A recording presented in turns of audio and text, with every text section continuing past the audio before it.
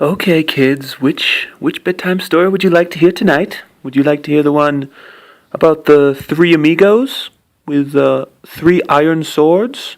Each one of them had an iron sword? Or would you like to hear the one about the 27 bees with gastrointestinal disease? No? No takers? Okay. Do you want to hear the one about the guy that went to Dairy Queen and ate two ice cream cones? And he should have stopped there, but then he had 8 more ice cream cones? And the ice cream wasn't the problem, but the cones, he found out he had celiac disease, and there was gluten in the cones, and so he got very sick. Do you want to hear about that? Well, I pretty much just told that one. That's really the entire story. Okay, I'll tell the one about the two doctors. I know you guys love that one. So as you know, the two doctors were both horses, and they were walking along, trotting along, I guess, talking about how cool it was that they were the only two horses that were doctors in the whole world. And then they came across a woman pushing a wheelbarrow of hay.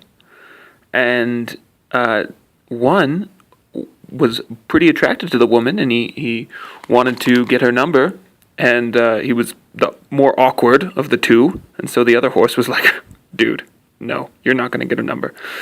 And the first horse walked right up to the woman and said, "Miss, that's a good hay sled."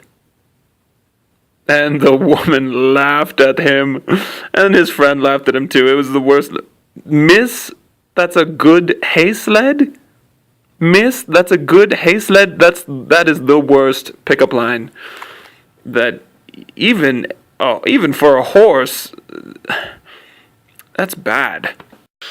Anyway, the woman was glad to see the doctors because she had been feeling numbness in her hands and feet. And but these two horses they weren't that good of doctors. They didn't know what to do.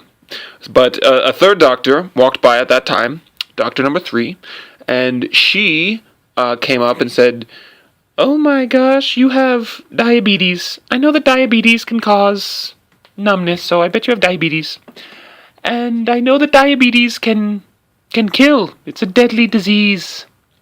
Renal complications, and I'll just start digging your grave now." So she started digging her grave right in front of her. And it was rude. That's not proper medical behavior. But right then a fourth doctor, doctor number 4, came by and saw her digging the grave, and she asked for help. And doctor number 4 was like, "No. Even though I do agree she has diabetes, I'm not going to help you because I have arthritis. I can't get a shovel and dig a hole. No. My joints hurt. No, they're killing me. Give me some steroids and some ibuprofen." And thank goodness, with all this nonsense, a fifth doctor came by, and he was a Japanese doctor, and his name was Hashimoto. And he was a much better doctor than all of them, because Hashimoto came up, doctor number 5, he came up and realized that it wasn't diabetes at all. Her blood sugars were normal. It was that she was a strict vegan.